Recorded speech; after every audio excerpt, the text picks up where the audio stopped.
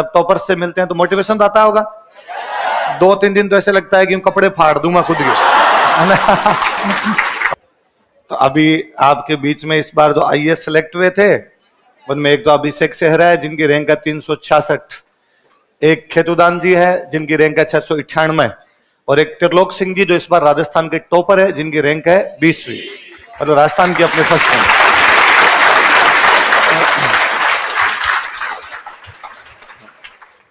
बाकी 2 लोग और है वो बाद में आएंगे, तब आप मिल लेना उनसे। अभी जो 3 है उनसे आप मिलिए, उनसे आप जानिए।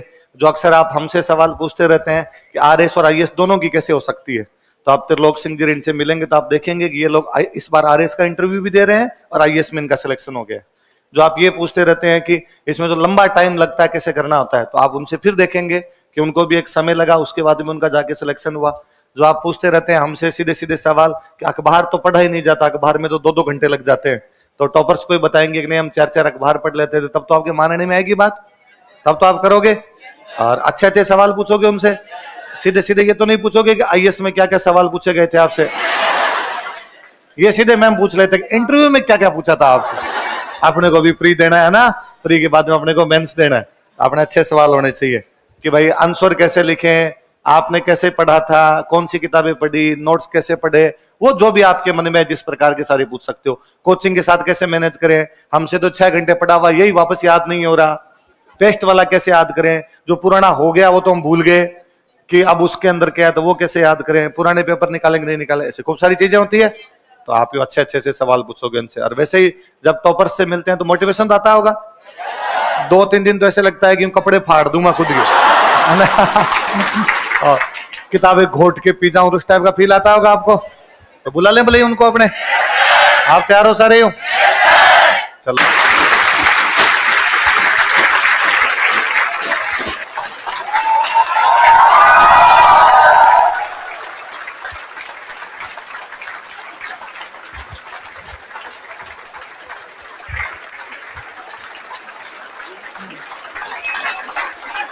वाह। तो चलिए अब बैठिए बैठिए बैठिए, देखें जो रिजल्ट है 2025, इसमें स्प्रिंग बोर्ड परिवार के जो टॉपर्स हैं आपके सामने आए हैं। आज अपन सब स्प्रिंग बोर्ड परिवार इन सभी सफल अभ्यर्थियों का स्वागत करते हैं और इनका अभिनंदन करते हैं। तो इसलिए एक बार वापस से जो है वो ताली बजाएं।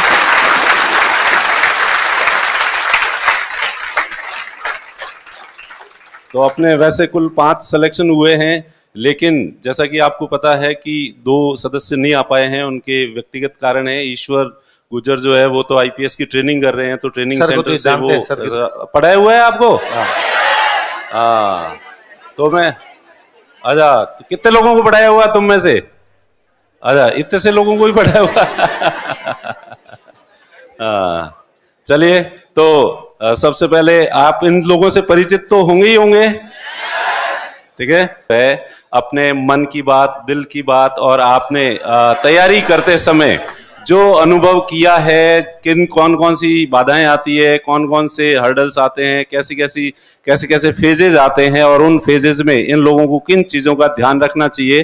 क्योंकि अब आप लोगों की तरफ से एक अपील कर दूं मैं कि ये आपकी जो सफलता है वो आपकी अपनी नहीं है, अकेलों की नहीं है, ये आपके परिवार की सफलता है, ये पूरे समाज की सफलता है। इसलिए अब आप लोग जो है वो समाज की धरोहर हैं, तो समाज की धरोहर होने के नाते आप इस सफलता को समाज के लिए अच्छे कार्यों में यूज में लेंगे हमेशा।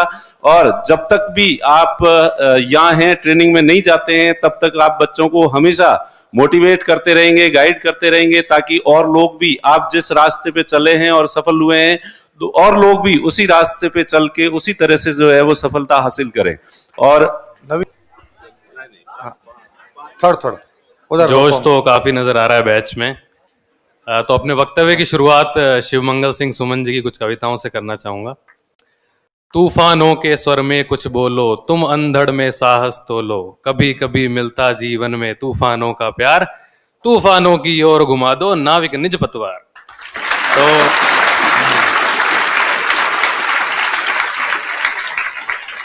आप सभी लोगों ने तूफानों की ओर घुमा दी है जो नौका, क्योंकि प्रशासनिक सेवा की तैयारी में आप कूद गए हैं।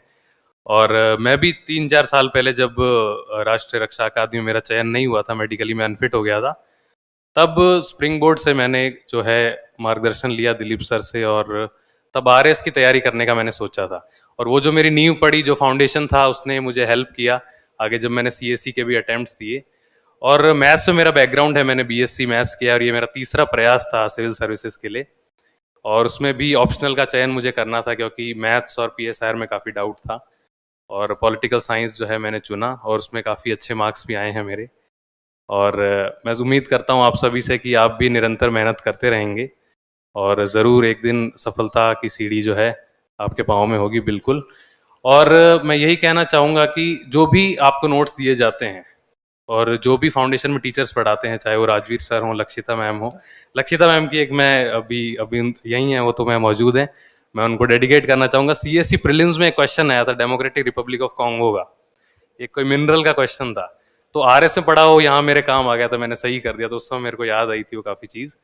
तो आप अगर चाहें तो सीएससी के भी प्रयास दे सकते हैं साथ में, क्योंकि एक अच्छी नींव जो है यहाँ पर पड़ जाती है फाउंडेशन में। और मैं यही उम्मीद करूँगा कि ऐसे ही जो है मार्गदर्शन में आप रहें और ज़रूर आप सफल होंगे। बहुत बहुत धन्यवाद। अब अभिषेक जी को सौंपना चाहूँगा। सभी का बहुत बहुत शुक्रिया। मैं त्रिलोक जी की बात को थोड़ा सा कंटिन्यू करना चाहूँगा कि इन्होंने बिल्कुल सही बोला कि आरएस और आईएएस की तैयारी साथ की जा सकती है, क्योंकि जैसे मैं खुद 2023 में प्री फेल हुआ था, उसके बाद मैंने आरएस की तरफ शिफ्ट किया थोड़ा सा अपने माइंडसेट को, फिर मैंने आरएस का प्री क्लियर किया, मेंस क्लियर किया, और मैं स्प्रिंग बोर्ड से जुड़ा हुआ था उस समय। फिर उसी साल मेरा यूपीएससी का भी प्री क्लियर हुआ, और फिर मैं ऐसी सिचुएशन में था कि अब मेरे पास आरएस का मेंस है प्री यूपीएससी की प्री और मेंस के बीच में, तो मुझे अब ये 2 exam with in 3 months tackle करना था। तो मेरे पास ज़्यादा नोट्स पढ़ने के लिए थे नहीं उस समय, तो मैंने मेरे आरएस के नोट्स ही पढ़े मेंस के, जो यूपीएससी में काम आ सकते हैं, जैसे जो सिलेबस ओवरलैप करता है, एथिक्स का हो गया, मॉडर्न हिस्ट्री का हो गया, ये सब। और जैसे कि आरएस में हम थोड़ा सा फैक्चुअल साइड ज़्यादा पढ़ते हैं यूपीएससी के कंपैरिजन में, तो वो चीज़ यूपीएससी में बहुत ज़्यादा पॉजिटिवली एक्ट की मेरे लिए, शायद इसलिए आज खड़ा हूँ मैं यहाँ पे। तो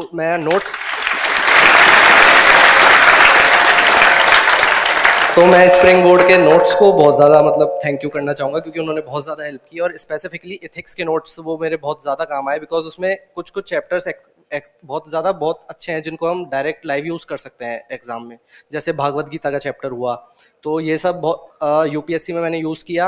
और क्योंकि जो यूपीएससी पढ़ रहे होते हैं वो लोग इस चैप्टर को डीपली नहीं पढ़ते, उन्हें बस 2-3 चीज़ें पता होती है, निष्काम कर्म, ये सब। तो इन चीज़ों ने थोड़ा सा मेरे पॉजिटिवली एक्ट किया, और शायद इसी वजह से मेरे मार्क्स अपग्रेड हुए और मैं यहाँ तक पहुँचा। आपका धन्यवाद। हेलो, हिंदी में बात कर लिया, अब माइंड में आ जाए तो आते हैं मैडम। लौट हो तो लौटा रहे जो लंबो है सफर, मैराथन है हो 2 मीटर है कौन क्या हाल जान हो जाए पार अरे जिनको समझ में नहीं आती है ना, वो कम से कम अपने एक पड़ोस में मारवाड़ी रखे।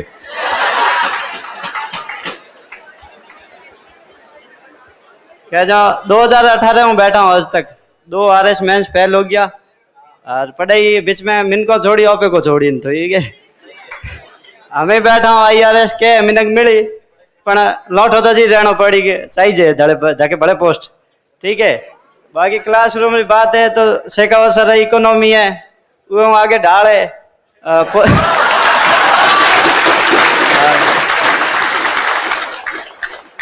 पॉलिटी होगी क्लास में, तो 152 तक आर्टिकल तो शायद उदा हैंग याद है क्या? मैंने दिलीप सर कराया था, धन नहीं कराया, शिकायत खाली, ठीक है। बाकी मैन ऑफिस से उठ क्लास लागती, बैठा था, पढ़ता था, 3 साल आया घने रेगुलर, दिलीप सर दाद दियो कोई नहीं, हमें जोड़ी उड़ा कहीं ना दियो कोई नहीं, कहीं नवीन सर ने ठाई पढ़न दियो कोई, बात आई है, ठीक है। बाकी धन्यवाद है साहब, लाग गया हमें दिलीप सर गुण गाँव हो चुका है, ठीक।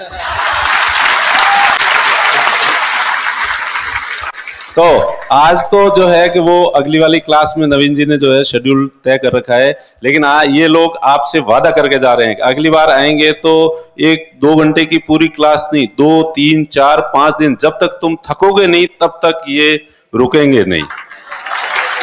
उतनी क्लासें जो है लेंगे। इनसे कमिटमेंट लो तभी इनको छुट्टी दो। हाँ, तभी छुट्टी देनी है।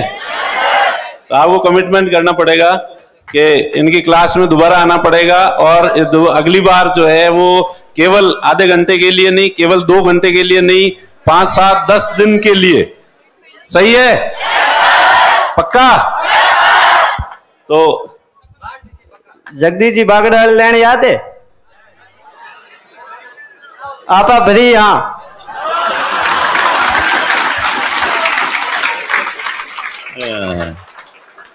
आपा फ्री? हाँ, चलो ठीक है, ठीक है, ओके, धन्यवाद। एक बार फिर से जो है